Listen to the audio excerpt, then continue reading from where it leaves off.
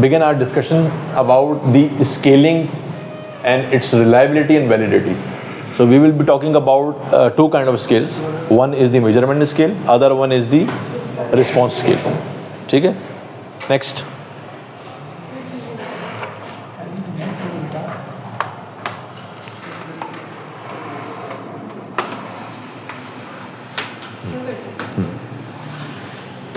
Okay, let's see the learning objectives. What we have.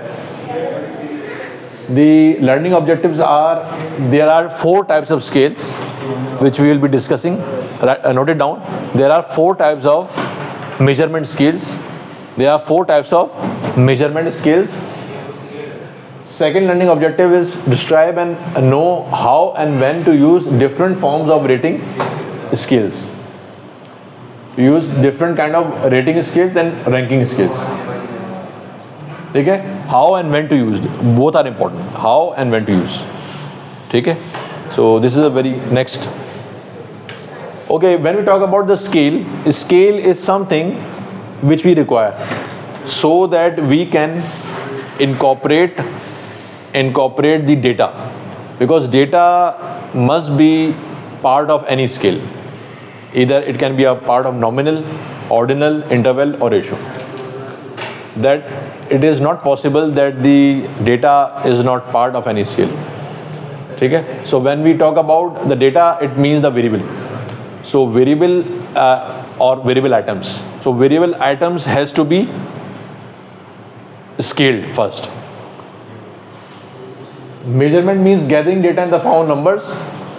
And to be able to assign number to attributes or objectives, we need a scale, a tool or mechanism by which individuals are distinguished as to how they differ from one another on the variables of interest to our study.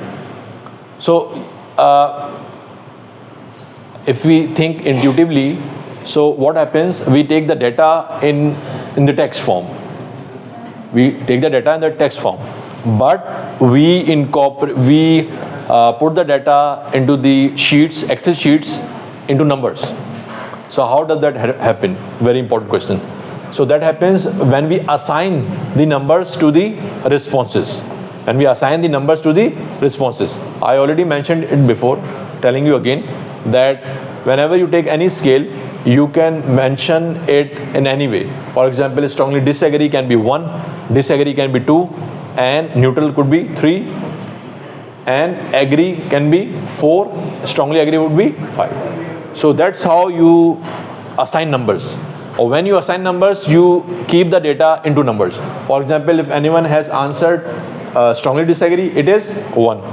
If anyone has answered neutral, it is 3. If anyone has answered agree, strongly agree, it is 5. And agree is 4. So that's how you put it into sheets.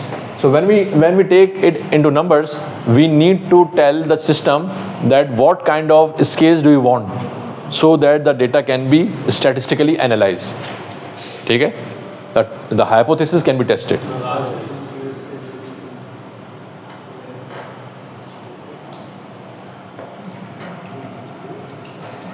Well, let's wait for a while.